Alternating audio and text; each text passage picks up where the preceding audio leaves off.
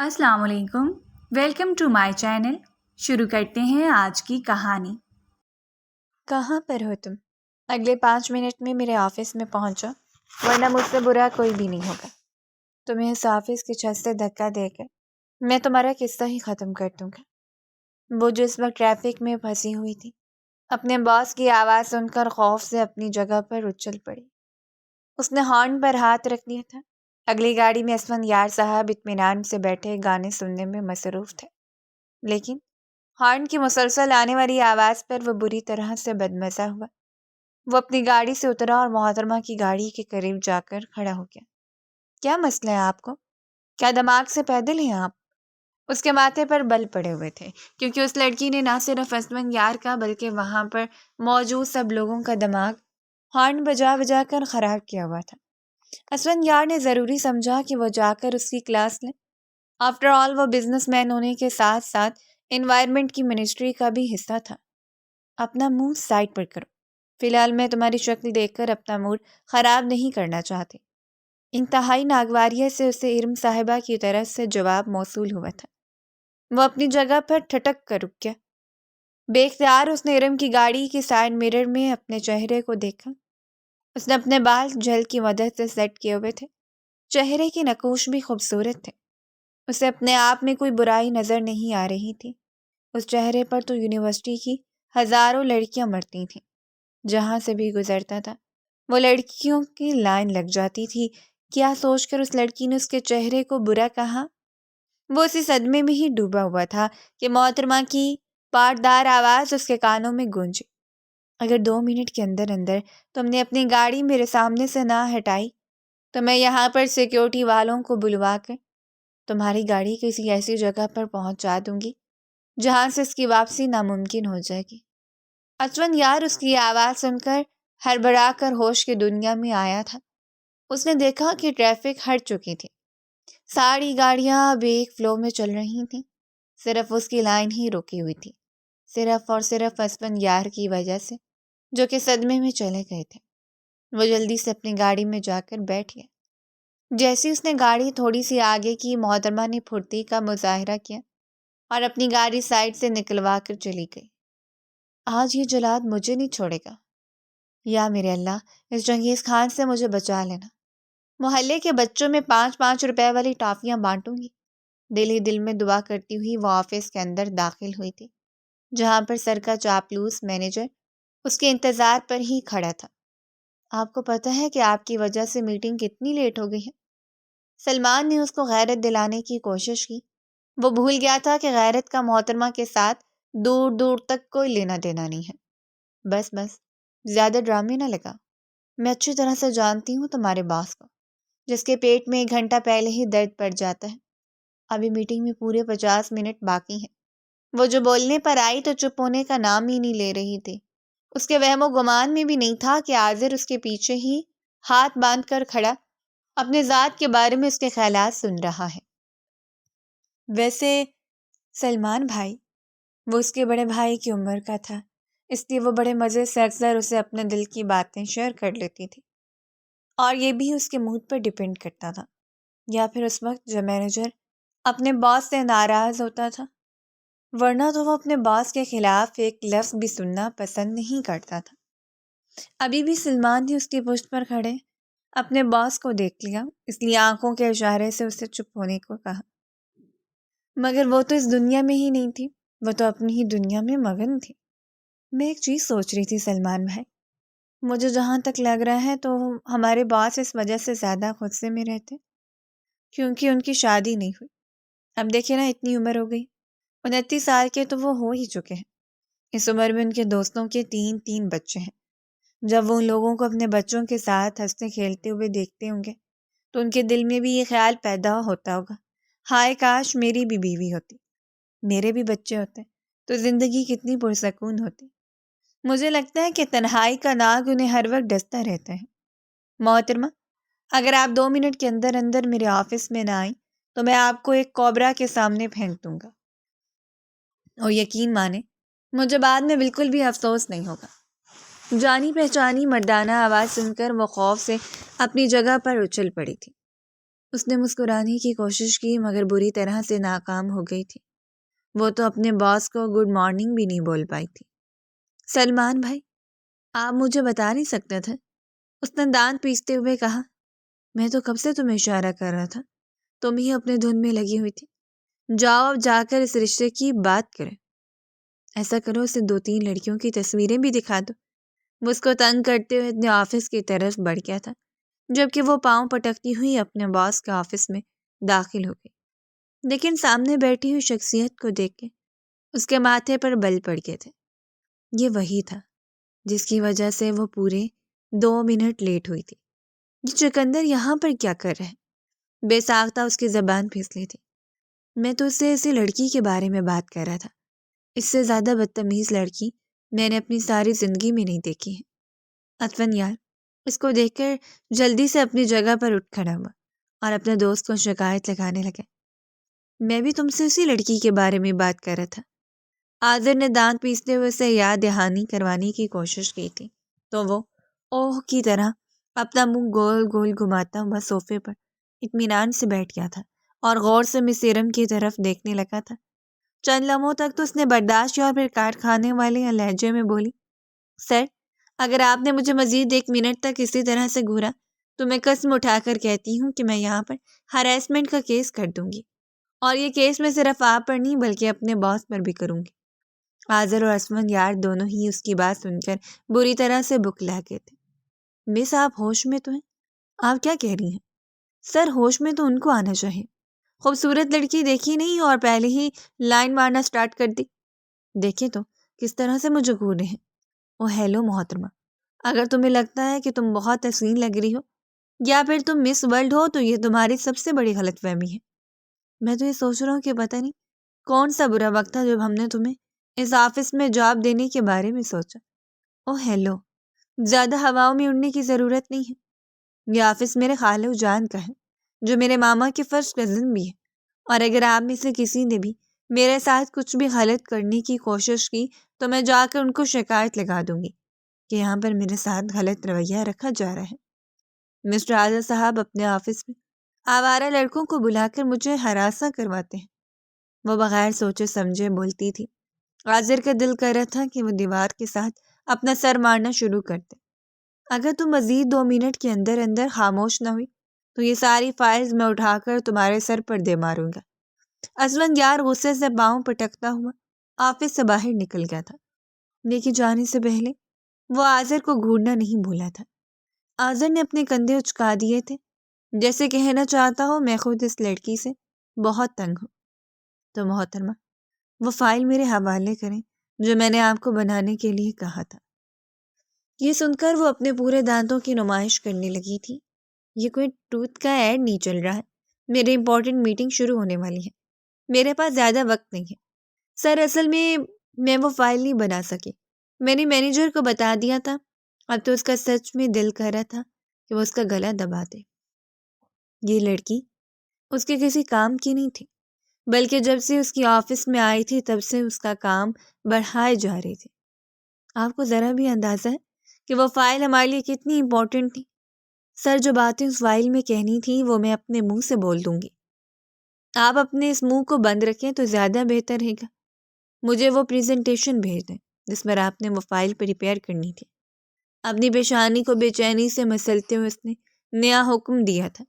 سر وہ اصل میں 2 دن پہلے میرا موبائل گٹر میں گر گیا تھا۔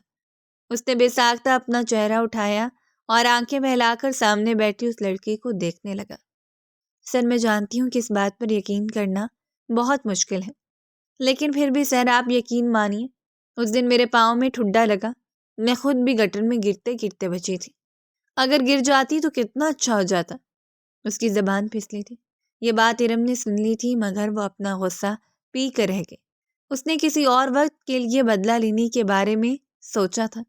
ابھی اطمینان سے اپنے بال لہراتی ہوئی آفس سے باہر نکلے تھے۔ اسمن یار تھوڑے ہی فاصلے پر کھڑا ایک امپلائی سے ہنس ہنس کر باتیں کر رہا تھا۔ صاف ظاہر ہو رہا تھا کہ اس کے ساتھ فلرٹ کر رہا ہے۔ وہ اپنے لبوں پر شرارتی مسکراہٹ سجاتی ہوئی اس کے قریب جا کر کھڑی ہو گئی تھی۔ مسٹر اسمن یار، آپ کی گرل فرینڈ کا کیا حال ہے؟ میں نے سنا تھا کہ اس کی طبیعت خراب ہو گئی تھی۔ یہ سن کر حبیبہ نے بے یقینی سے اشفن یار کے چہرے کو گھورا، جس نے تھوڑی ہی دیر پہلے اس سے یہ کہا تھا کہ میں سنگل ہوں۔ آج سے پہلے مجھے کوئی بھی لڑکی پسند نہیں آئی، لیکن جب سے تمہیں دیکھا تو ساری دنیا ہی بھول گیا ہوں۔ وہ اس کی باتوں پر ایمان لے آئی تھی، لیکن محتمہ نے آ کر اس کا بھانڈا پھوڑ دیا تھا۔ تم اپنے آپ کو مجھ سے بچا کر رکھو، کیونکہ اب تم میرے ریڈارڈ میں آ کے ہو۔ تمہیں میرے شر سے کوئی بھی نہیں بچا سکتا۔ ہاں ہاں، دیکھ لوں گی، تم جیسے ہزاروں دیکھے ہوئے ہیں، نہ جانے کتنے اور لوگ ہیں جنہوں نے مجھے دھمکیاں دی ہوئی ہیں، لیکن آج تک کوئی بھی میرا کچھ بھی نہیں اکھاڑ سکا۔ وہ اپنے مصنوعی کالر کھڑے کرتے ہوئے پرجوش لہجے میں کہتی، اس کے پہلو سے گزرتی ہوئی اپنی چیئر پر جا کر بیٹھ گئی تھی۔ آج میٹنگ میں آذر کو بہت زیادہ شرمندگی اٹھانی پڑی تھی، اور یہ سب کچھ اس شیطان لڑکی کی وجہ سے ہوا تھا۔ غصے سے اس کا برا حال تھا، وہ اس پر اپنا غصہ اتارنے کا ارادہ رکھتا تھا۔ کافی دن ہو گئے تھے اس نے اپنے آفس کا راؤنڈ بھی نہیں لگایا تھا۔ آج جب وہ باہر نکلا تو سامنے کا منظر دیکھ کے ایک لمحے کے لیے تو اس کا سر چکرا گیا تھا۔ محتمہ اپنی ٹیبل پر ٹانگیں رکھ کر اطمینان سے کرسی کے ساتھ ٹیک لگا کر بیٹھی ہوئی تھی۔ ہاتھوں میں انہوں نے نوڈلز کا باؤل اٹھایا ہوا تھا، کانوں میں ہینڈ فری لگے ہوئے تھے، اور سامنے ہی لیپ ٹاپ پر کورین ڈرامہ چل رہا تھا۔ حالانکہ اس نے اسے فائل بنانے کے لیے کہا تھا، اس کی فائل بیچارہ محسن بنا رہا تھا، جسے 2 دن پہلے ہی محترمہ کی دوستی ہوئی تھی۔ وہ جا کر اس کے سر پر کھڑا ہو گیا۔ وہ ابھی تک ہوش کی دنیا میں نہیں آئی تھی۔ اسے اپنے لیپ ٹاپ کی سکرین پر اپنے باس کا چہرہ نظر آیا تو وہ سر جھٹکتے ہوئے کہنے لگی، ایک تو یہ جلاد مجھے ہر جگہ پر نظر آنے لگا ہے، اس نے زندگی عذاب بنائی ہوئی ہے میری۔ آگے بڑھ کر اس نے لیپ ٹاپ کی سکرین صاف کی تھی، مگر ابھی تک منظر تبدیل نہیں ہوا۔ تھوڑی دیر میں کورین ڈرامہ میں رات ہو گئی، اور اس کے ساتھ ہی لیپ ٹاپ کی سکرین پر اس کا تپا ہوا چہرہ واضح نظر آنے لگا۔ ارم نے خوف سے تھوک نکلا، یا میرے اللہ، صرف تو ہی ہے جو مجھے بچا سکتا ہے، اس وقت مجھے تیری شدت سے ضرورت ہے، یا میرے اللہ میری پکار سن لے۔ اس نے باقاعدہ اونچی آواز میں دعا مانگی تھی۔ آس پاس بیٹھے ہوئے لوگ اس کی دعا سن کر دبے دبے انداز میں ہنسنے لگے تھے۔ اس نے اپنے کانوں سے ہینڈ فونز اتار لیے تھے۔ اگلے پل اس نے لیپ ٹاپ پر فائل کا فارمیٹ کھول لیا تھا۔ تھوڑی دیر پہلے آپ کیا کہہ رہی تھیں؟ دوبارہ سے کہیں، مجھے آواز نہیں آئی۔ سوری سر، مجھے نہیں پتا آپ کس بارے میں بات کریں، اس نے معصومیت سے آنکھیں ٹمٹماتے ہوئے جواب دیا تھا۔ وہ اصل میں میرے سر میں اچانک سے درد ہونے لگا تھا، کوئی کام ٹھیک طرح سے نہیں ہو رہا تھا، تو میں نے سوچا اس سے پہلے کہ وہ مزید کوئی جھوٹ بولتی، آذر نے اس کا لیپ ٹاپ آن کر کے اس کا سکرین ٹائم دیکھا تھا۔ پچھلے 1 گھنٹے سے وہ مسلسل یوٹیوب پر ہی بیٹھی ہوئی تھی، اور 1 گھنٹہ اسے اس کے آفس سے گئے ہوئے بھی ہوا تھا۔ اس کا جھوٹ وہاں پر پکڑا گیا تھا۔ 2 منٹ کے اندر اندر میرے آفس میں ہے، یا میرے اللہ، ایک تو اس انسان کے آفس کے چکر ختم نہیں ہوتے ہیں، یہ تو سر کا عذاب بن گیا ہے۔ غصے سے پاؤں پٹکتی ہوئی وہ پھر سے اس کے آفس میں داخل ہو گئی تھی۔ آپ یہ دیکھ رہی ہیں، سامنے ہی بلو فائل کا ایک بہت بڑا بنڈل پڑا ہوا تھا، یہ اٹھائیں اور ان کو ترتیب دینا شروع کریں۔ آپ کے پاس صرف 3 گھنٹے ہیں، اگر 3 گھنٹوں کے اندر آپ نے یہ کام مکمل نہ کیا تو پھر آپ کو دوسری اسی طرح کی فائل سیٹ کرنی پڑیں گی۔ یہ سننے کی دیر تھی کہ اسے اپنے قدموں کے نیچے سے زمین کھسکتی ہوئی محسوس ہوئی۔ وہ تو ویسے بھی محنت سے دور بھاگتی تھی، محنت سے جی چراتی تھی، وہ کیسے اتنا بڑا کام کر سکتی تھی؟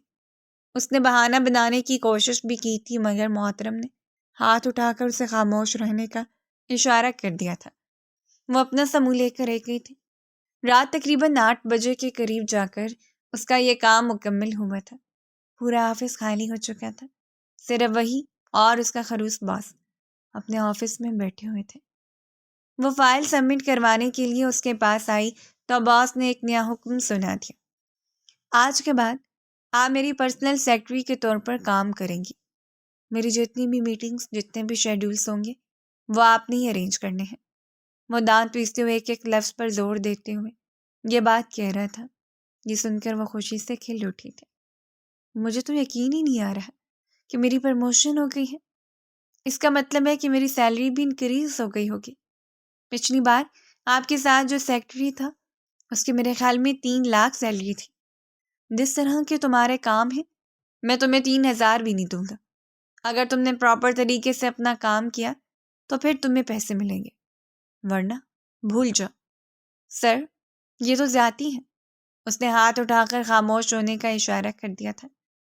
وہ اس کی سیکٹری بن گئی تھی، اب وہ اس کا پہلے سے بھی زیادہ دماغ کھاتی تھی، ہر وقت اس کو تنگ کرتی رہتی تھی، روز اس کا فالتو کے مشورے دیتی تھی۔ اس نے محترمہ کو سیکٹری اپنے والد کے کہنے پر بنایا تھا، ورنہ اس کا ایسا کوئی ارادہ نہیں تھا۔ ایک دن وہ پھر سے اس کے سر پر جا کر کھڑی ہو گئی۔ سر، ویسے میں آپ کو ایک مشورہ دینا چاہتی تھی۔ محترمہ، آپ اپنے مشورے اپنے پاس رکھیں۔ نہیں سر، سنیں تو، آپ ہینڈسم تو بہت زیادہ ہیں، لیکن اگر آپ پارلر سے تیار ہو کر آئیں تو لڑکیوں کی لائن لگ جائے گی۔ یہ سن کر وہ غصے سے مٹھی بھینچ کر رہ گیا تھا۔ اب وہ اس کی ڈریسنگ سینس کے بارے میں عجیب و غریب قسم کی باتیں کرنے لگی تھی۔ اگلے لمحے اس نے پھر سے فائلز کا بنڈل اس کے سامنے رکھ دیا۔ یہ آج رات تک کمپلیٹ ہونی چاہیے۔ اسے حکم سناتا ہوا وہ آفس سے باہر نکل گیا تھا، جبکہ وہ اس کی پشت کو دیکھ کر اس کو گالیاں دینے لگی تھی۔ جب رات کے وقت کام مکمل کر کے وہ اس کے آفس میں آئی تو اسے دیکھ کر محتاط انداز میں بولا، کافی رات ہو گئی ہے، میرے ساتھ چلو، میں تمہیں گھر ڈراپ کر دیتا ہوں، ورنہ میری شامت آ جائے گی۔ سوری، میں آدھی رات کے وقت غیر مردوں کے ساتھ گھر نہیں جاتی، مجھے اپنے گھر سے پرمیشن نہیں ہے۔ یہ کہہ کر اسے آنکھیں دکھاتی اپنا بیگ اٹھا کر وہ اس کے آفس سے باہر نکل گئی تھی، جبکہ وہ غصے سے اس کی پشت کو گھور کر رہ گیا تھا۔ وہ وقت دور نہیں جب یہ لڑکی میرے ہاتھوں ضائع ہو جائے گی۔ اس کا دل کر رہا تھا کہ وہ زور زور سے اپنے بال کھینچنا شروع کر دے۔ محترمہ آفس سے باہر نکل کر گہرے گہرے سانس لینے لگی تھی کہ اچانک یہ دھول مٹی اس کی ناک سے جا کر ٹکرائی۔ اس کو چھینکیں آنے لگی تھی۔ ایک تو پاکستان کے بھی حالات نہیں تھے، کراچی کی مصروف سڑکیں دیکھ کر اس کا دل ہولنے لگا تھا۔ جہاں تک اس کی گاڑی کا سوال تھا تو وہ دوپہر کے وقت اس کا بھائی مانگ کر چلا گیا تھا اور اپنے دوستوں کے ساتھ آوارہ گردی کر رہا تھا۔ اپنی گاڑی کے بارے میں سوچ کر ہی اس کو رونا آ رہا تھا۔ اس سے اچھا تھا کہ اس کے ساتھ ہی چلی جاتی، کم سے کم خوار تو نہ ہونا پڑتا۔ رکشے والے کو روک کر جب اس نے کرایہ پوچھا تو رکشے والے نے منہ کھول کر 1,000 بتایا تھا۔ میں نے چاند پر نہیں جانا، یہ پچھلے محلے میں ہی جانا ہے۔ باجی اگر جانا ہے تو بتاؤ، ٹائم ضائع نہ کرو۔ وہ آدمی بھی کافی زیادہ تھکا ہوا تھا اور غصے میں تھا۔ نہیں جانا میں نے تمہارے ساتھ، عجیب لوگ ہیں، گھر جانا نہیں ہوتا تو پوچھتے کیوں ہیں؟ یہ کہہ کر منہ میں بھربھراتا ہوا وہ وہاں سے چلا گیا تھا۔ اگر وہ 1 سیکنڈ کے لیے بھی وہاں پر رک جاتا تو اگلے لمحے اس کے بال ارم کے ہاتھ میں ہوتے۔ اس کی قسمت اچھی تھی کہ وہ وہاں سے رفو چکر ہو گیا تھا۔ اب وہ فٹ پاتھ پر چلنے لگی تھی، اس کی آنکھوں میں آنسو پھیلے ہوئے تھے۔ نہ جانے وہ کون سی نحوست بھری گھڑی تھی جب میں نے اس انسان کے آفس میں کام کرنے کا فیصلہ کیا تھا۔ اس نے گوگل میپ اوپن کر لیا تھا۔ یہاں سے اس کا گھر صرف 20 منٹ کی مسافت پر شو ہو رہا تھا۔ کوئی بات نہیں، آج واک کر لیتی ہوں، کبھی کبھار یہ بھی صحت کے لیے اچھا ہوتا ہے۔ ویسے بھی پورا دن آفس میں بیٹھ کر ٹھونستی رہتی ہوں، وزن بھی زیادہ ہو گیا۔ پیسے بچانے کے چکر میں اس نے گلیوں کے بیچ میں سے چلنا شروع کر دیا تھا۔ ابھی وہ ایک گھر کے سامنے پہنچی تھی کہ اسے کتے کے بھونکنے کی آواز سنائی تھی۔ لگتا ہے کہ اس کا دن بھی میری طرح سے خراب گزرا ہے۔ اسے لگا تھا کہ وہ آواز اسے گھر کے اندر سے آ رہی ہے۔ اس کے لیے افسوس کرتی ہوئی وہ آگے بڑھنے لگی تھی کہ پھر سے کتا بھونکنے لگا۔ اس بار آواز کافی قریب سے آ رہی تھی۔ جب اس نے پلٹ کر دیکھا تو اس کی اوپر کی سانس اوپر اور نیچے کی سانس نیچے رہ گئی تھی۔ اس کے لیے تو قدم اٹھانا مشکل ہو گیا تھا۔ وہاں پر وائٹ کلر کا ایک بہت ہی خوفناک قسم کا کتا کھڑا تھا، جس کا قد بھی اچھا خاصا اونچا تھا اور اس کے گلے میں پٹا بھی موجود تھا۔ وہ اپنے مالک سے خود کو چھڑوا کر بھاگا تھا۔ یہ خیال آتے ہی اس کو شدید ٹھنڈ میں پسینہ چھوٹنے لگے تھے۔ دیکھو کتے، میرا تمہارے ساتھ ایسا کوئی مذاق نہیں ہے، اور پلیز مجھے فالو مت کرنا۔ یہ کہہ کر اس نے ایک دم پیچھے کی طرف ہٹایا تو کتے نے 2 قدم اس کی طرف بڑھائے تھے۔ صاف ظاہر ہو رہا تھا کہ اس کو چھوڑنے کے لیے تیار نہیں ہے۔ اس کے منہ سے نکلتا ہوا تھوک اور پھر اس کی لال انگارہ آنکھیں۔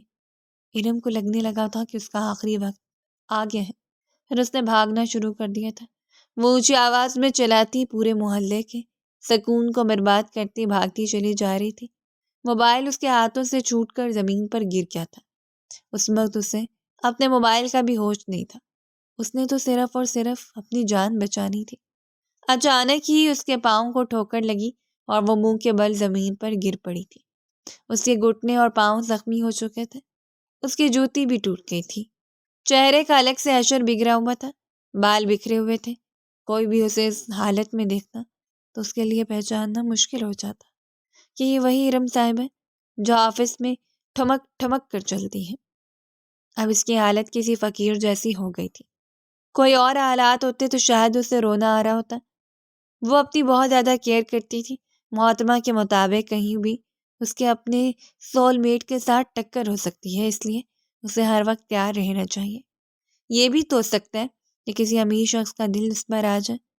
بس اسی طرح کے خیالات ہی ان کے ذہن میں گردش کرتے رہتے تھے۔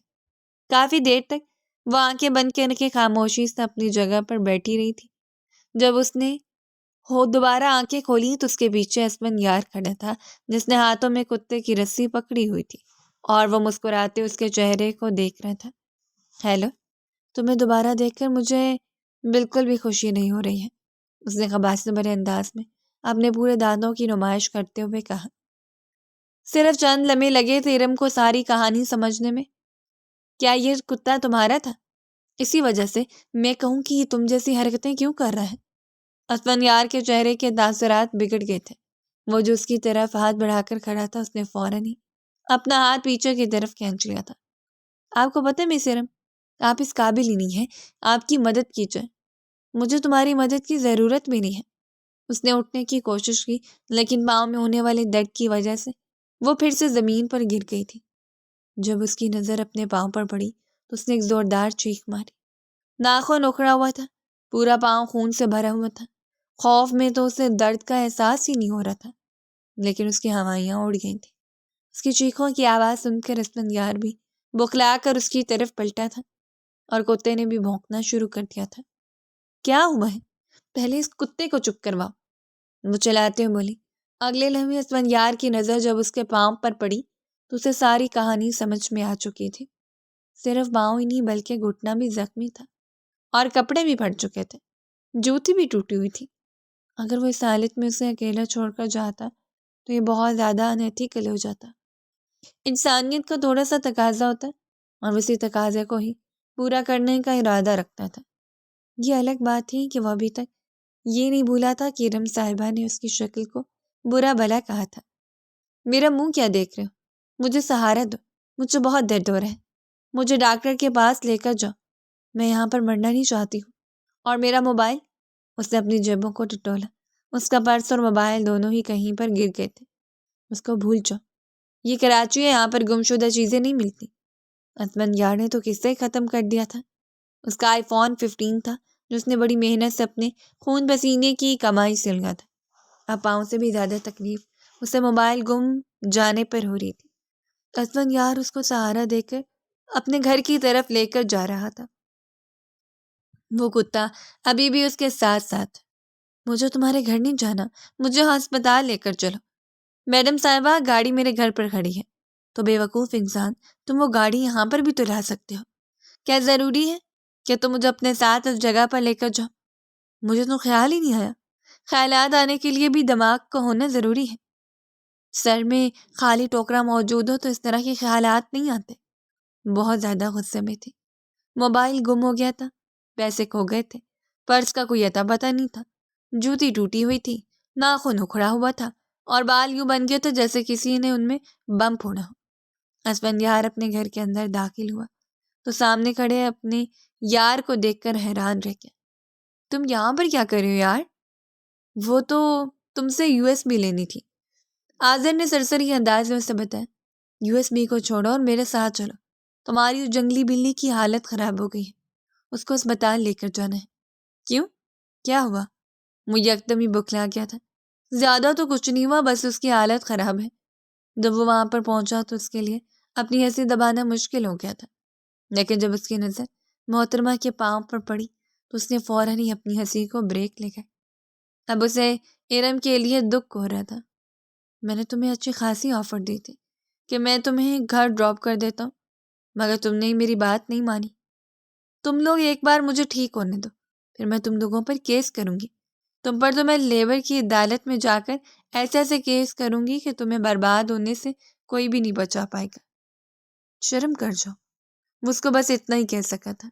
ارم نے اٹھ کر چلنے کی کوشش کی مگر ناکام ہو گئی۔ آذر اس کو اپنے بازو میں اٹھا چکا تھا۔ پہلے تو تھوڑی سی کنفیوز ہو گئی تھی، پھر وہ اس کے ساتھ ہی کمفرٹیبل تھی۔ آذر نے اسے گاڑی کی پچھلی سیٹ پر لٹایا تھا اور کوئی فرنٹ سیٹ سنبھال لی تھی۔ تم گھر چلے جاؤ، میں اس کو اسپتال لے جاؤں گا اور پھر بعد میں اس کو گھر بھی ڈراپ کر دوں گا۔ میرا موبائل؟ اس نے سسراتے ہوئے لہجے میں کہا تھا۔ فکر مت کرو، میں تمہیں نیا موبائل لے دوں گا۔ مجھے بتاؤ تمہارا کون سا ماڈل تھا؟ آئی فون 17۔ گردن جھکا کر اس نے اطمینان سے جھوٹ بولا تھا۔ وہ اس کے چہرے کو گھور کر رہ گیا۔ جہاں تک مجھے لگتا ہے اس مارکیٹ میں آئے ہوئے بھی صرف 1 مہینہ گزرا ہے۔ اگر آپ مجھے نہیں لے کر دینا چاہتے تو کوئی بات نہیں، میں خالو جان کو جا کر بتا دوں گی کہ آپ کی وجہ سے میری یہ حالت ہو گئی ہے۔ میری وجہ سے نہیں، یہ ہسبند یار کی وجہ سے ہوئی ہے۔ تو ٹھیک ہے، میں ان کو جا کر یہ بتا دوں گی کہ آپ نے ہسبند یار کو کہا تھا کہ وہ اپنا کتا میرے پیچھے لگا دے۔ کیا تمہیں ذرا بھی خوف خدا نہیں ہے؟ کیا جھوٹ بولتے وقت ایک لمحے کے لیے بھی تمہاری زبان نہیں کانپتی؟ اس نے نفی میں گردن ہلا دی تھی۔ جس کی بہن بھائی ڈرامے باز ہوں وہ اس طرح کی چھوٹی چھوٹی حرکتیں کرتے ہی رہتے ہیں۔ بلکہ یہ کہنا زیادہ مناسب رہے گا کہ بڑے بڑے شہروں میں یہ چھوٹی چھوٹی باتیں ہوتی رہتی ہیں۔ پاؤں میں درد اٹھ رہا تھا مگر اس کے باوجود بھی وہ مسخریاں کر رہی تھی۔ جیسے وہ اسپتال میں داخل ہوئی اس کی نظر وہاب پر پڑی تھی۔ اس نے دوپٹے سے اپنے چہرے کو چھپا لیا تھا۔ یہ تمہیں باہر چھپانا چاہیے تھا، اب کیوں اپنا چہرہ چھپا رہی ہو؟ وہ دانت کچکچاتے ہوئے بولا۔ چپ کر جاؤ، میرا کرش آ رہا ہے، اگر اس نے مجھے اس حالت میں دیکھ لیا تو میری کیا عزت رہ جائے گی۔ یہ سن کر وہ ٹھٹک کر اپنی جگہ پر رکا تھا۔ کیا کہا تم نے؟ دوبارہ سے کہو۔ فی الحال نہیں بتا سکتی۔ آذر اسے اسپتال کے کمرے میں لے کر آیا، لیکن بیڈ پر پہنچنے سے پہلے ہی محترمہ بے ہوش ہو گئی تھی۔ تھکن اور خوف کے مارے اس کی حالت خراب تھی۔ تقریباً 1 گھنٹے تک اسے ڈرپ لگی رہی۔ جب وہ ہوش میں آئی تو اس کی مرہم پٹی ہو چکی تھی۔ پاؤں کا ناخن اکھڑنے کی وجہ سے اسے بیڈ ریسٹ دی گئی تھی اور گھٹنے پر جو چوٹیں لگی تھیں اس سے وہ ٹھیک طرح سے چل بھی نہیں سکتی تھی۔ یعنی اگلے 3-4 ہفتوں تک تو آفس سے اس کی چھٹیاں پکی تھیں۔ تم کس کرش کی بات کر رہی تھی؟ آذر کی سوئی ابھی تک اس جگہ پر ہی اٹکی ہوئی تھی۔ میں اپنے کرش کی بات کر رہی تھی۔ جس طرح کی تمہاری حرکت ہے، اگر تم نے اپنے کرش کو پرپوز کیا تو تمہیں کریش کرنے میں 1 سیکنڈ بھی نہیں لگائے گا۔ اگر انسان کی شکل اچھی نہ ہو تو انسان کو بات ہی اچھی کر لینی چاہیے۔ تھوڑی سی تمیز کے ساتھ پیش ہو۔ میں تمہارا باس ہوں، فی الحال تم میرے کزن ہو، بلکہ میرے خالہ کے وہ بیٹے ہو جس کو دیکھ کر ہی میرا خون۔ وہ بات کرتے کرتے چپ کر گئی تھی۔ تم حویلی میں جا کر کسی کو ہسبند یار کے بارے میں کچھ بھی نہیں بتاؤں گی۔ بدلے میں مجھے کیا ملے گا؟ اس نے بازو لپیٹ کر غور سے اپنے باس کے چہرے کی طرف دیکھتے ہوئے کہا تھا۔ آذر جانتا تھا کہ اس کے بابا اس شیطان لڑکی سے بے تحاشا پیار کرتے ہیں اور اگر اس نے ذرا سی بھی شکایت لگائی تو اس کی شامت آ جائے گی۔ وہ اس لڑکی کی ہر بات پر ہی یقین کرتے تھے۔ اس نے اپنے بابا کی سفارش پر ہی اسے یہاں پر جاب پر رکھا ہوا تھا اور جہاں تک اس کی امی جان کا سوال تھا وہ تو اس لڑکی پر اپنی جان لٹاتی تھی۔ جب بھی وہ ارم کے گھر جاتی تھی اس کے لیے ڈھیروں چیزیں لے کر جاتی تھی۔ یہ الگ بات تھی کہ وہ ساری چیزیں بعد میں اسے اپنے بہن بھائیوں میں بانٹنی پڑتی تھی۔ بقول اماں جان کے بہن بھائیوں میں پیار ہونا چاہیے، لیکن یہ پیار اس وقت کسی کونے میں جا کر چھپ جاتا تھا جب وہ لوگ ایک دوسرے کی شکایتیں لگانے پر آتے تھے۔ ذرا سی بات ہو جاتی تو وہ سارے ایک دوسرے کا پول کھول دیتے تھے اور یوں سب کے راز ان کے اماں ابا کو پتہ لگ جاتے تھے۔ پھر اس کے بعد اس گھر میں جو مہا بھارت شروع ہوتی تھی اس کے آثار اگلے کئی دنوں تک رہتے تھے۔ آذر ابھی بھی اس کے چہرے کو ٹٹول رہا تھا اور اندازہ لگانے کی کوشش کر رہا تھا اس کے ذہن میں کیا چل رہا ہے۔ دیکھو، اگر تم نے اپنی اوقات سے بڑھ کر کسی چیز کی فرمائش کی تو میں ایڈوانس میں بتا دیتا ہوں کہ میں وہ پوری نہیں کروں گا۔ ایسی چیز کی فرمائش کرنا جو تمہارے چہرے پر سوٹ کرتی ہو۔ تمہارے کہنے کا مطلب کیا ہے؟ صاف کہہ رہا ہوں کہ اپنی اوقات کے مطابق مانگنا۔ پہلے تو مجھے آئی فون 17 چاہیے، اور پھر اس کے علاوہ کچھ دن پہلے میری گاڑی دوسری گاڑی سے جا کر ٹکرائی تھی۔ اس کا سامنے سے بونٹ تھوڑا سا خراب ہو گیا تھا اور گاڑی پر ڈینٹ بھی پڑ گئے ہیں۔ مجھے وہ ٹھیک کروا کر دو، کیونکہ میں نہیں چاہتی کہ میری شہزادی کے حسن میں کوئی بھی کمی واقع ہو۔ وہ اپنی گاڑی کو اپنی شہزادی کہتی تھی، تو بدلے میں تم میرے ابا جان کو کچھ بھی نہیں بتاؤ گی، رائٹ؟ ہاں، میں تم سے وعدہ کرتی ہوں، لیکن ایک اور شرط بھی ہے۔ پیسے تم نے ابھی کے ابھی میرے اکاؤنٹ میں ٹرانسفر کرنے ہوں گے۔ آذر کو پیسوں کی کمی نہیں تھی۔ وہ امیر باپ کا اکلوتا بیٹا تھا اور جب سے اس نے بزنس کی دنیا میں قدم رکھا تھا ان لوگوں کا کاروبار دن دگنی رات چگنی ترقی کرنے لگا تھا۔ اس کی کمپنیاں نہ صرف پاکستان میں تھیں بلکہ دوسری کنٹریز میں بھی آپریٹ کر رہی تھیں۔ وہ ایک دن میں 50 لاکھ کا خرچہ بھی افورڈ کر سکتا تھا، کیونکہ اس سے زیادہ تو وہ چند گھنٹوں میں کما لیتا تھا۔ اس کا شمار خراب پتی لوگوں میں ہوتا تھا۔ ذہین ہونے کے ساتھ ساتھ وہ بہت خوبصورت بھی تھا۔ چارمنگ پرسنالٹی کا مالک تھا۔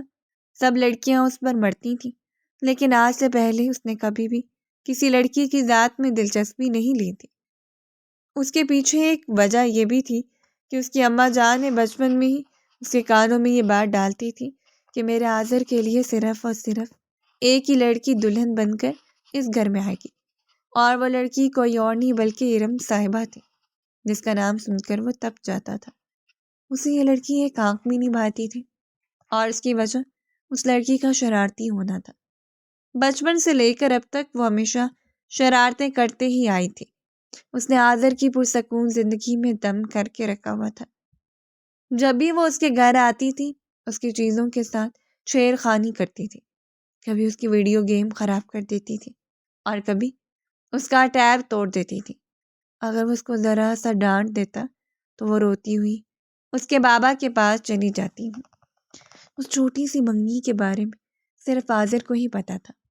ابھی تک محترمہ کو اس بارے میں اطلاع نہیں دی گئی تھی، ورنہ ایک نیا طوفان کھڑا ہو جاتا۔ آذر ابھی بھی اس کی چالاکی پر عش عش کر اٹھا تھا۔ اس نے سارے پیسے محترمہ کے اکاؤنٹ میں ٹرانسفر کر دیا تھا۔ گھر جانے سے پہلے اس نے اپنے لیے آئی فون 17 لیا تھا۔ اس کے بعد اس نے آن لائن کچھ ڈریسز بھی آرڈر کیے تھے۔ اطمینان سے اپنی وش لسٹ کو مکمل کرنے کے بعد اس نے گھر کی دہلیز پر قدم رکھا تھا۔ آذر اپنے پیرنٹس کو وہاں پر دیکھ کر حیران رہ گیا تھا۔ آؤ آذر بیٹا، میں پچھلے 1 گھنٹے سے تم لوگوں کو کالز ملا رہی ہوں، تم لوگ میری کالز کیوں نہیں اٹھا رہے تھے؟ آمنہ بیگم نے فکر مندی سے اپنے ہونے والے داماد کے چہرے کو دیکھتے ہوئے اگلے لمحے جب ان کی نظر اپنی بیٹی پر پڑی تو ان کا دل ہولنے لگا۔ اپنی ماں کو دیکھ کر اس نے پھوٹ پھوٹ کر رونا شروع کر دیا۔ جو وعدہ اس نے آذر کے ساتھ کیا تھا وہ اس وعدے کو وفا نہیں کر پائی تھی، اور پھر اس نے الف سے لے کر یہ تک ساری کہانی مرچ مسالے لگا کر اپنی اماں ابا اور ساس سسر کو سنائی تھی۔ وہ سب لوگ کینہ توڑ نظروں سے آذر کی طرف دیکھ رہے تھے۔ بابا، اس میں میرا کیا قصور ہے؟ میں نے اسے اپنے ساتھ چلنے کے لیے کہا تھا۔ آمنہ بیگم سب سے پہلے ہوش کی دنیا میں آئی تھی۔ انہیں احساس ہو گیا تھا کہ عقل مندی اپنے داماد کی سائڈ لینے میں ہے، اس لیے وہ فوراً ہی اس کے قریب جا کر بیٹھ گئی تھی۔ ہاں، یہ بالکل ٹھیک کہہ رہے ہیں۔ مجھے پتا ہے کہ اس لڑکی نے کوئی ضد کی ہوگی، ہمیشہ اپنی ضدوں کی وجہ سے ہی پھنستی ہے، نقصان اٹھاتی ہے۔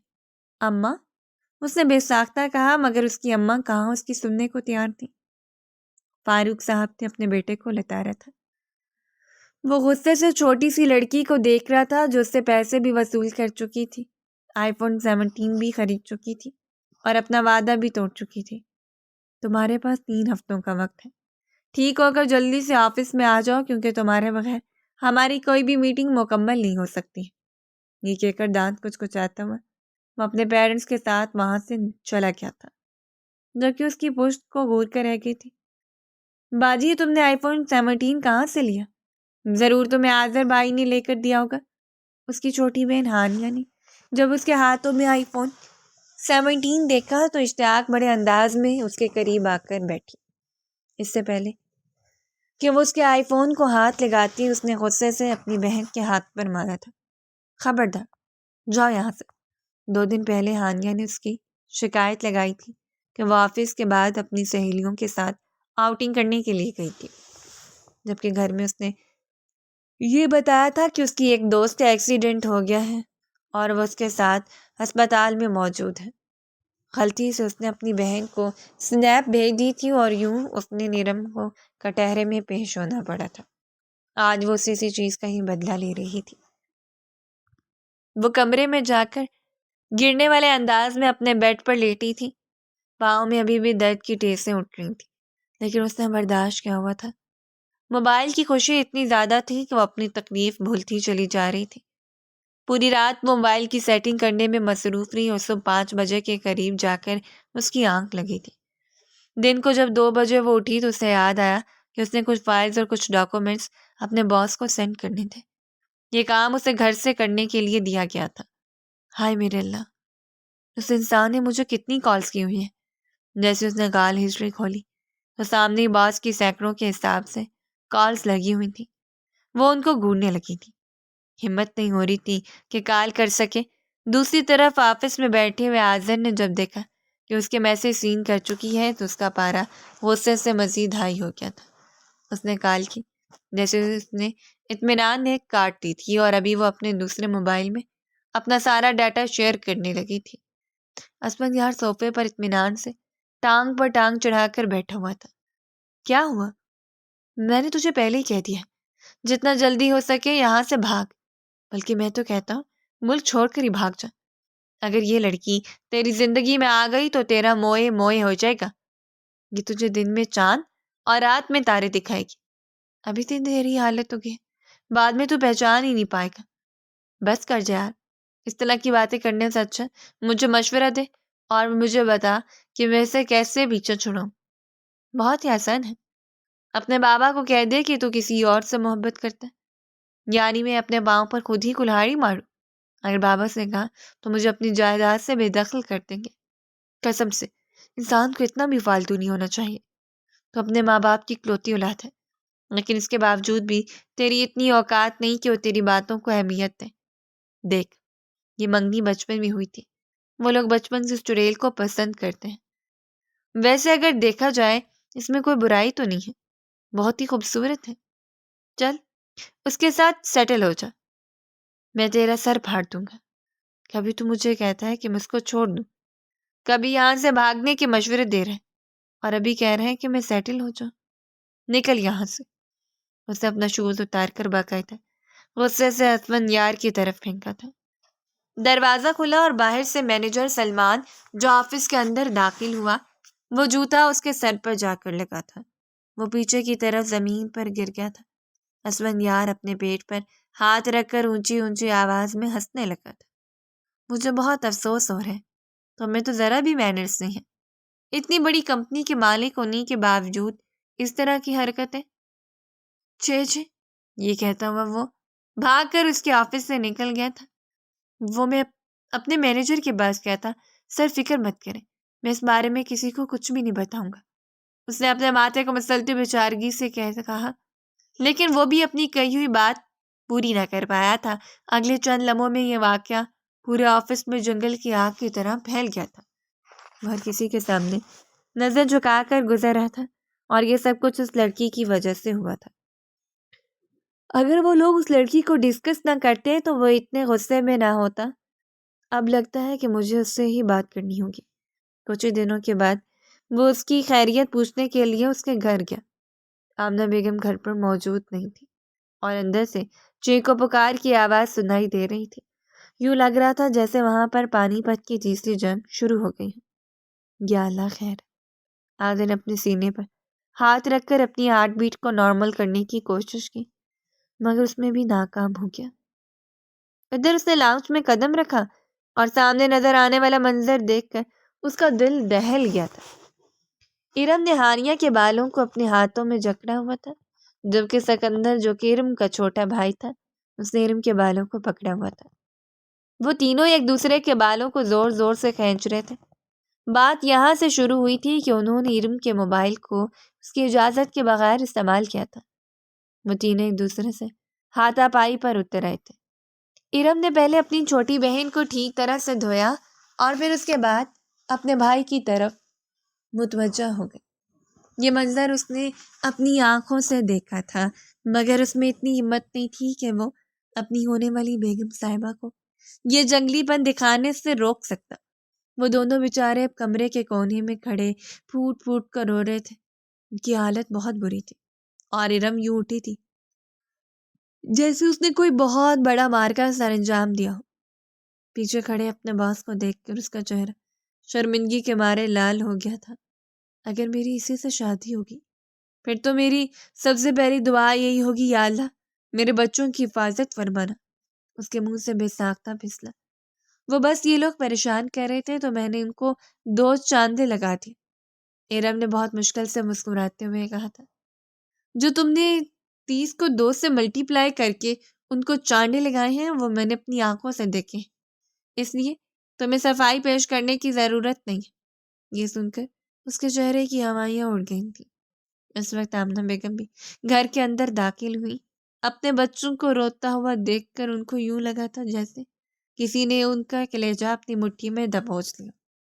انہوں نے ابھی تک حاضر کو نہیں دیکھا تھا جو کہ بت بنا دروازے کے ساتھ کھڑا اب ارم اور آمنہ بیگم کو ادھر سے ادھر بھاگتا ہوا دیکھنا تھا۔ آمنہ بیگم نے بھی جوتا اتار لیا تھا۔ یا میرے اللہ، یہاں پر کیا ہو رہا ہے؟ جانی پہچانی مردانہ آوازیں سن کر انہوں نے نگاہیں اٹھائیں تو وہاں پر ان کا جان سے عزیز داماد کھڑا تھا۔ ارے بیٹا، تم کب آئے؟ انہیں لگا تھا کہ ابھی چند سیکنڈ پہلے ہی آیا، لیکن اس نے پوری فلم علی سے لے کر یہ تک دیکھی تھی۔ ارم بھی بھاگتی ہوئی اپنے کمرے میں گھس گئی تھی۔ اس نے زور سے کمرے کا دروازہ بند کیا تھا۔ اب وہ بابا کے آنے کا انتظار کر رہی تھی، کیونکہ صرف بابا جان ہی تھے جو اسے باہر کھڑے ان ظالم لوگوں کے چنگل سے آزاد کروا سکتے تھے۔ میں بس 2 منٹ پہلے ہی آیا ہوں، وہ اصل میں آپ کے لیے لایا تھا۔ اس نے ہاتھوں میں اٹھایا ہوا کیک ان کے حوالے کر دیا تھا اور بھاگ کر گھر کے اندرونی حصے سے باہر نکل گیا تھا۔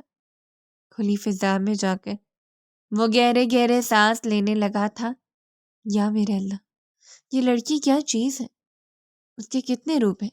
اسے بے چینی سے اپنی پیشانی کو مسلا، لیکن یہ سب کچھ دیکھ کر اسے غصہ نہیں آ رہا تھا اور نہ ہی اسے چرچراہٹ ہو رہی تھی، بلکہ اسے ہنسی آ رہی تھی۔ ارم کی جو حالت اس کے بہن بھائیوں نے کی تھی وہ سوچ کر اس نے باقاعدہ اونچی اونچی آواز میں ہنسنا شروع کر دیا تھا اور ہنستا ہنستا زمین پر بیٹھ گیا تھا۔ آس پاس سے گزرتے ہوئے لوگ اسے عجیب نظروں سے دیکھ رہے تھے، مگر اسے تو جیسے کوئی پرواہ ہی نہیں تھی۔ یہ لڑکی بہت دلچسپ ہے اور اس کے ساتھ زندگی یقیناً مزے کی گزرے گی، اس نے اپنے آپ سے کہا اور گاڑی کی سپیڈ بڑھانے لگا۔ پچھلے کچھ دنوں میں اس نے ارم کے بارے میں کافی کچھ پتہ لگوانے کی کوشش کی تھی۔ اس کی کرش کے بارے میں بھی اس نے ساری ڈیٹیلز نکلوا لی تھی، لیکن جب اسے یہ پتہ چلا کہ وہاب صاحب کی کچھ دن پہلے ہی شادی ہوئی تو اس کے دل کو عجیب سی خوشی ہوئی تھی۔ یہ بات بھی اس نے شدت سے نوٹ کی تھی کہ جس دن ارم نے وہاب کو اپنا کرش کہہ کر اسے متعارف کروایا تھا تب اس کا دل جلنے لگا تھا، اور کیسے نہ جلتا جس لڑکی کا نام وہ بچپن سے سنتا رہا تھا، مگر وہ کسی اور کے لیے اپنی پسندیدگی کا اظہار کرتی تو اس کے لیے دکھ کا مقام تھا۔ اسے تو ارم کی وجہ سے کبھی کسی کی طرف نگاہ اٹھا کر بھی نہیں دیکھا تھا اور وہ ہر کسی کو اپنا کرش بناتی پھر رہی تھی۔ اس نے فیصلہ کیا تھا کہ شادی کے بعد سب سے پہلے ارم سے اسی بارے میں ہی بات کرے گا اور ساری چیزیں کلیئر کرے گا۔ اس کے علاوہ اس نے ارم کی یونیورسٹی میں پتہ کروایا۔ ہر کسی کا یہی کہنا تھا کہ وہ ایک جنگلی اور پاگل لڑکی ہے۔ وہ کردار کی مضبوط تھی، اس کا کسی کے ساتھ کوئی افیئر نہیں تھا۔ وہ لڑکوں کو اپنے قریب بھٹکنے کی بھی اجازت نہیں دیتی تھی، اپنے کام سے کام رکھتی تھی۔ وہ خوبصورت بھی بلا کی تھی لیکن اپنے حسن سے بے نیاز رہتی تھی۔ یونیورسٹی میں تو وہ یوں جاتی تھی جیسے تھوڑی دیر پہلے سو کر اٹھی ہو۔ ہاں، آفس میں جانے کے لیے اچھی خاصی تیاری کرتی تھی، کیونکہ کورین ڈراموں میں اکثر یہی ہوتا تھا کہ کوئی بہت بڑی کمپنی کا مالک میٹنگ پر آتا تھا اور لڑکی کو دیکھ کر اس کو پسند کر لیتا تھا۔ اسے لگ رہا تھا کہ ایک دن اس کی قسمت کھل جائے گی اور کوئی امیر شخص اس کو پسند کر کے اس سے شادی کر کے اسے اپنے ساتھ لے کر جائے گا اور یوں اس کی زندگی بھی آسائشوں سے بھر جائے گی۔ اس کے ابا جان ایک سرکاری ملازم تھے اور اچھی خاصی پوسٹ پر تھے۔ اس کی امی بھی پرنسپل صاحبہ تھی۔ اس کی ساری خواہشات پوری ہو رہی تھیں لیکن وہ بیجا خواہشات کو بھی پایا تکمیل تک پہنچانا چاہتی تھی۔ اسے گھومنے پھرنے کا بھی بہت شوق تھا۔ وہ ورلڈ ٹور پر جانا چاہتی تھی لیکن جب بھی اماں سے مری جانے کی بات کرتی تو اماں دو ٹوک انداز میں کہہ دیتی کوئی ضرورت نہیں ہے، شادی کے بعد اپنے شوہر کے ساتھ جانا۔ یہ تو شکر تھا کہ اس کو گاڑی استعمال کرنے کی اجازت تھی، وہ بھی اس وجہ سے کیونکہ گاڑی میں ٹریکنگ ڈیوائس لگی ہوئی تھی۔ یہ ڈیوائس اس کے ابا جان کے موبائل کے ساتھ کنیکٹ تھی، یعنی وہ جہاں کہیں بھی جاتی اس کے ابا جان کو پتہ چل جاتا تھا۔ آزادی تو اسے کسی اینگل سے بھی نہیں ملی تھی، ہر طرف اسے وہ اپنے گھر والوں کی پابندیوں کے اندر قید تھی۔ اس کی طبیعت کا پوچھنے کے لیے اس کی خالہ خالو بھی آئے تھے۔ اس دن وہ لوگ کافی دیر تک بیٹھک میں بیٹھے رہے تھے، نہ جانے ان میں کون سی میٹنگ چل رہی تھی۔ اسی بارے میں ارم سوچ سوچ کر ہلکان ہو رہی تھی۔ جب اس نے اپنے بہن بھائیوں سے پوچھا تو اپنے دانتوں کی نمائش کرتے بولے، یہاں پر کوئی بھی کام مفت میں نہیں ہوتا، اگر آپ ہم سے جاسوسی کروانا چاہتی ہیں تو بدلے میں آپ کو ہمیں خرچہ دینا ہوگا۔ یہ سن کے اس نے دانت کچھ کچائے تھے۔ دل تو کر رہا ہے کہ ان دونوں کو اٹھا کر باہر پٹک دے، مگر پھر بھی یہ سوچ کر رہ گئی کہ جیسے بھی ہیں اس کے بہن بھائی ہیں، میں تم لوگوں کو 100 روپے کے بعد 1 روپیہ بھی نہیں دوں گی، جائیں اپنے پاس رکھیں، ہمیں نہیں چاہیے، اتنے تو ہمارے پاس ہوتے ہیں۔ اس کے بھائی نے اپنی جیب ٹٹولی تھی اور بیچ میں سے 1000 کا نوٹ نکال کر اس کے سامنے لہرایا تھا۔ اگر تمہیں ضرورت نہیں ہے تو مجھے دے دو۔ اس نے اچکنے کی کوشش کی مگر ناکام ہو گئی۔ اس نے تقریباً 2 گھنٹے تک انتظار کرنا پڑ رہا تھا۔ خالہ جان اس کے سر کو چومتی، اس کے ہاتھوں میں 10,000 تھماتی وہاں سے چلی گئی تھی۔ خالو نے بھی اس کے سر پر ہاتھ رکھا تھا اور 5-5 ہزار کے 3 نوٹ اس کے ہاتھ میں دے دیے تھے۔ اس کی تو قسمت ہی کھل گئی تھی۔ امی جان، یہ مجھ پر اتنا پیار کیوں لوٹا رہے ہیں؟ پھر جب اس کو حقیقت پتہ چلی تو اس نے پورا گھر سر پر اٹھا لیا تھا۔ میں نے اس انسان سے شادی نہیں کرنی ہے، اس انسان سے شادی کرنے سے اچھا ہے میں ساری زندگی کے لیے کنواری مر جاؤں۔ اس کے منہ میں جو کچھ بھی آ رہا تھا بولے چلے جا رہی تھی۔ پہلے تو اس کی اماں نے اسے اپنے پاس بٹھا کر پیار سے سمجھایا، دیکھو تم جیسا انسان اپنی زندگی میں چاہتی تھی ویسا بھی ہے، امیر بھی ہے، کروڑ پتی ہے، تمہاری ساری خواہشات پوری کر دے گا۔ لیکن اس نے نہیں مانا اور پھر آ کر آمنہ بیگم نے اس پر اپنی مسرضی مسلط کر دی تھی۔ تمہاری شادی اسی سے ہو کر رہے گی چاہے تم جتنا مرضی انکار کرو۔ صرف یہی نہیں بلکہ اگلے ہی دن شام کے وقت ان دونوں کا سرپرائز نکاح رکھا گیا تھا۔ اس کے بارے میں تو محترمہ کو بھی نہیں پتا تھا۔ انہیں اس وقت پتہ چلا جب وہ اس کے گھر تشریف لائے تھے اور سامنے اسٹیج پر انہوں نے مولوی صاحب کو بیٹھے ہوئے دیکھا تھا۔ صوفے پر محترمہ بھی بیٹھی ہوئی تھی جس کا چہرہ غصے کے مارے پھولا ہوا تھا۔ اس کی اماں نے آگے بڑھ کر گھونگھٹ اس کے چہرے پر ڈال دیا جسے اس نے تھوڑی دیر پہلے ہی اٹھایا تھا، کیونکہ بقول اس کی سانس بند ہو رہی تھی۔ یہ کس طرح کی شادی؟ جب وہ دوسرے صوفے پر جا کر بیٹھا تو اسے محترمہ کی منمناتی ہوئی آوازیں سنائی دی تھی۔ یہ سن کر وہ دھیمے سے انداز میں مسکرا دیا تھا۔ یہ شادی نہیں نکاح ہو رہا ہے، اور ہاں چھوٹی سی رخصتی بھی ہوگی، اس کے بعد تم لوگوں کا ولیمہ ہوگا۔ ویسے بھی تمہارے بابا جان چاہتے تھے کہ تمہاری سادگی سے نکاح کر دیں، دھوم دھام سے شادی کرنے کے وہ سخت خلاف تھے۔ اس کے ہزاروں خواب تھے جس میں صرف ایک ہی خواب پورا ہوا تھا، وہ یہ تھا کہ اسے ڈیزائنر کا لہنگا پہننے کا ملا تھا۔ وہ دل ہی دل میں ڈر بھی رہی تھی، کیونکہ جو اتنا برا سلوک اس نے عادل کے ساتھ کیا تھا، اس کے بعد اسے امید نہیں تھی کہ اس کے ساتھ نرمی سے پیش آئے گا۔ جب تک وہ سفر میں رہی تب تک آیت الکرسی پڑھتی رہی تھی۔ اسفندیار گاڑی ڈرائیو کر رہا تھا، جبکہ عادل اس کے ساتھ پچھلی سیٹ پر بیٹھا ہوا تھا۔ ان دونوں نے ہی اس کو آیت الکرسی پڑھتے ہوئے سن لیا تھا۔ اسفندیار نے شیشے میں عازر کو دیکھا تو کندھے اچکا کر رہ گیا۔ شیطان بلی اس کے قابو میں آ گئی تھی، مگر اس نے اسے تنگ کرنے کا ارادہ ملتوی کر دیا تھا، اور شادی کی رات ہی سب کچھ کلیئر کر دیا تھا کہ میرے تمہارے ساتھ کبھی بھی کوئی بھی سیریس قسم کی دشمنی نہیں رہی۔ اب چونکہ تم میری بیوی بن گئی ہو تو میرا حق بنتا ہے کہ میں تمہاری عزت کروں اور تم سے محبت کروں۔